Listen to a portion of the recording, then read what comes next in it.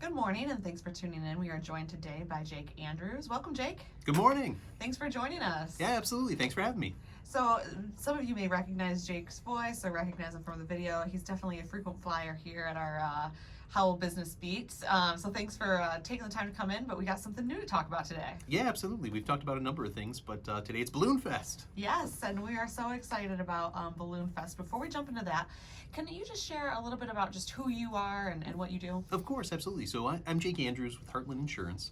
I'm a commercial insurance guy, and that's what I do as my day job. I'm also involved in a number of different community activities in and around the area. I am a Howell Rotarian. I'm a Heartland Lion, and I participate on the board for Habitat for Humanity and a lot of other committees that I'm involved with in community events. So I love being involved in the community and making the world a better place. Awesome. Well, we appreciate having you in our community because you make such a difference, and with our volunteers and our leaders and committees, these types of things really wouldn't be possible. Things like Balloonfest. So, what is your role in Balloonfest? Yeah, so I actually manage all the volunteers for the parking aspect of it. So I'm technically the vice chair of Balloonfest. So a lot of other decisions kind of get bubbled up to me over the course of the weekend, and many weekends before that when we're talking about things on a committee. But I actually handle all of the parking, which is coordinating a very large task. When we're talking about roughly 80, 100, 120,000 people visiting throughout the weekend. And there's a lot of parking that's there and a lot of volunteers actually. So we normally get 400 plus volunteers throughout the weekend. So it's a lot. It's a big job, but definitely well worth it. Absolutely, yeah. And that is interesting because parking is kind of moved to that. We've moved to a different model in 2019. So parking is free. So now we're doing kind of a gated entry fee. Absolutely, yeah. So free parking from any of our number of entrances. Basically, you pull up and we're going to have some parking attendants who are actually helping you get to where you need to go. And then you'll walk up and you pay at the gate. And it is cash only, just giving that heads up. Absolutely. And I do think that the committee makes an effort to have ATMs on site. However, with that many people throughout the weekend, they do run out of cash quickly. So. Oh yeah, absolutely. That's kind of like a available while supplies last sort of deal. So, well, awesome. Thank you so much for your role as vice chair, because that also means that next year you'll be moving into the chair role. Oh, is that right? So well, it has not been discussed as of yet, but it's certainly a possibility, I guess I'll say. There you go.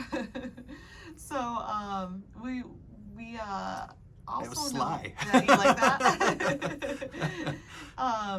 We've talked about your community event involvement, but I've frequently heard you say that Balloonfest is one of your favorite events in our community, and I was just wondering if you could share your perspective with our listeners as to why that is. Absolutely. It's first of all, it's just huge. Balloonfest makes such a big impact on everyone. It's entertainment. It draws in people from all over the place to frequent our small businesses in the area. And really, like, my part in it, I'm just a small cog in this huge machine that entertains thousands of people. It's such a big thing to be involved with, even if I'm only a small piece. And it's neat to see it all come together.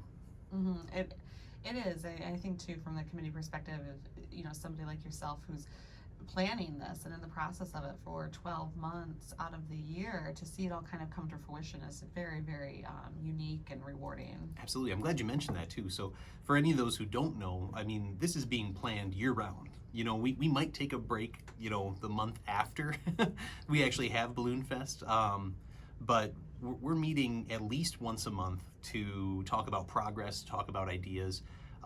This year it's going to be full swing. We're going back to having the carnival. We're going to have, food vendors there. We're going to have plenty of entertainment throughout the weekend. Weather permitting, we will have tons of balloons in the air. It's an amazing event, but takes a lot of effort to get everyone together. Truly, there are so many moving parts, and I'm glad that you mentioned that we are bringing back the more traditional event, which we have not been able to have since 2019. So This will be really our first full-scale event since 2019, and I think that piece of it is really exciting. And kind of leads me to my next point of what are you looking forward to most this year at Balloonfest? Really, it's just having the real event again. I mean, 2020, 2021, we had some weird years in there. And Balloonfest committee, we've done our best, to continue bringing that entertainment to everyone in the community. But this is going to be the real deal again. We're talking about full-on event site, having everything there, and I think I'm just looking forward to the chaos and the joy and everything. There is that adrenaline chaos There piece is. when you're on the event side of it that hopefully none of the people attending the event really realize is happening. No, you're right. But- It just looks like a smooth, well-oiled machine to everyone walking into the gate. But yeah, it's an effort from us, and it's well worth it. It's an effort of love. Yeah, absolutely. Well, I can tell you we are definitely looking forward to having our balloons back. And as you mentioned previously, 2020 and 2021, there were weird years, but they were years where the committee continued to meet and continued to develop, I guess, more so a strategy to really keep our community engaged, keep our pilots engaged, and keep our sponsors engaged. So we're hoping to pull all of those people and individuals and everybody back this year to just bring back Balloonfest better than ever before. Absolutely. Bring Balloonfest back. That's right. That's what we're going for this year, but very excited about it. And yeah, absolutely. There's a lot of people that are excited about it, not just myself, a lot of volunteers who have, enjoyed being on the committee in the past. We support a bunch of nonprofits in the area by giving volunteer opportunities, actually. So our volunteers that are there on site with us, the nonprofit of their choosing actually gets paid for the hours that they volunteer. So, I mean, we've got nonprofits kind of chomping at the bit saying like, hey, are we going to have this again this year? And yeah, we've got opportunities out there. Well, and I think that's such a valid point that you bring up because it is a tremendous and very unique volunteer program. I've not really heard of this previously before coming to Livingston County, and the way that it's developed is it's a wonderful way for Balloonfest to give back to other nonprofits in the area and to also support the event itself. So Absolutely. I think that is all very exciting. And it's fun. Right, that's right, and it's fun. So how could somebody volunteer for the event? Oh, sure. So if you want to volunteer for the event, you can actually visit MichiganChallenge.com, the Balloonfest website, find out the information there, or just reach out to me directly. That might be the easiest way. My email address, we'll provide it, in a link below, but it's jakeandrews@heartlandinsurance.com. Yep. So just, the way you spell my name, and then Heartland is Hartland. Insurance is all spelled out.com. Perfect. I'm glad I got you on a day where you were wearing your logo Yeah, I know, right? shirt. We planned this really well. So That's right, about a couple hours beforehand. Exactly. So no, that's wonderful. Can you describe some of the volunteer roles that are available Yeah, for sure. individuals? So as far as underneath my umbrella, that's going to be a lot of what has to do with parking. We've got what we call our gate captains, who are managing a slew of volunteers underneath them. And underneath them, they've got folks who do anything from sit in a lawn chair and point, sending cars in a particular direction, to folks that are actually like assisting vehicles in backing into spaces. Because a lot of what we utilize for the parking is non-traditional spaces. We've also got some opportunities in providing hospitality for the other volunteers on site. That is like bringing around snacks and water, that sort of thing.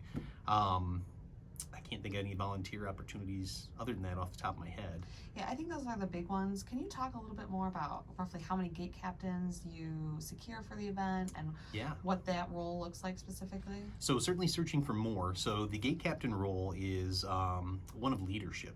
So these are folks who coordinate directly with me, and the skill set we're looking for are folks who can manage others and problem solve, because a lot of what's going on during the day is certain things will come up, and you have a group of volunteers that that's your resources, and you get to manage and figure out the solution Who's to that going where and issue. Yeah.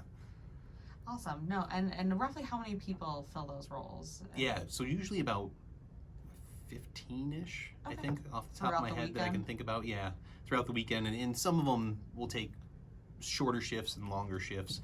So it varies year to year, but usually about 15 people are volunteering as gate captains. And then they oversee some of the individuals helping with, kind of just getting The other people 400 people. part. Yeah, exactly.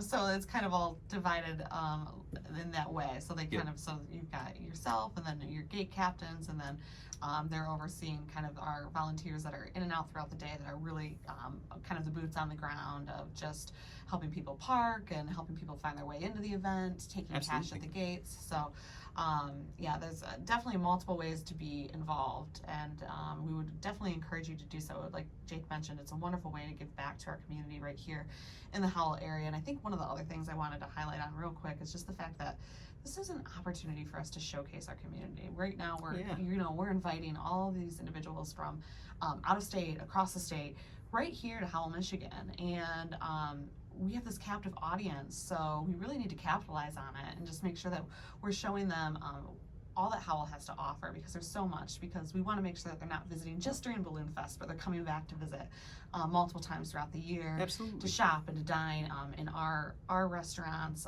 our retailers. So I think that that's one of the things that's really cool and exciting about this event. I know you talked to them too, but so even just the pilots, we Yep. bring in pilots from all over the place, and it's not just like one or two. We've got how many this year? I don't know. We'll be 30? in the 30s, yeah. We've got 30 plus pilots that are coming in, bringing their crew of people and staying here in Howell, Michigan. And in talking to them, they're like, we love this one. We love this event, you know. In past years when we've had troubles, you know, getting the event, you know, during COVID times, people have missed it. And we pull people from all over the place, across state lines even. You know, Yeah. people come in just to see the balloons fly or just to come participate in the event. It's Yes. awesome. And if you haven't been and you haven't seen these hot air balloons, you think hot air balloons, yeah, you know, I've seen them up in the sky, but to see them launch and They're kind down of close amazing. and compete, there's something truly magical about that. And like you said, it's just amazing. So that being said, what are the dates of the event and where is it being held? Yeah, absolutely. So it's the last full weekend in June, and it's actually held on Howell Public Schools grounds. You know, we kind of utilize that whole footprint there Absolutely. of the multiple schools, and that is what, June 24th, 24th, 25th, 26th. 5th, and 6th. Perfect. Okay. June 24th, 25th, and 26th. Sorry about that, I forgot it. Yeah, you had me thrown off for a minute there. I was like, wait a minute. I knew it was last full weekend in June, but It yeah. is. Yep. So, and then are there opportunities, I'm assuming for food, vendors, all that good stuff? Oh, absolutely. You can go get an elephant ear if you want. Perfect. There's all sorts of food vendors who are going to be there. There's going to be entertainment of all sorts, whether it's musical, maybe a comedian, all sorts of different things that are going to be happening there on site. Awesome, Jake. So, MichiganChallenge.com is where people can find more information, volunteer forms, all that good stuff. And how can somebody contact you directly? Telephone number, 810-588-3882. Awesome. And as always, you can also contact the Chamber at 517-546-3920.